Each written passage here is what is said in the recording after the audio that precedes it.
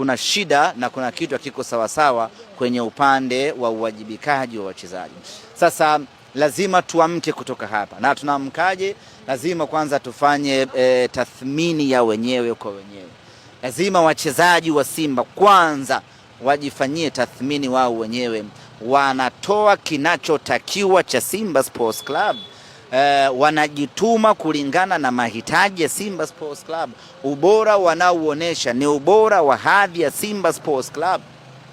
Chochote wanachokifanya wakiwa uwanjani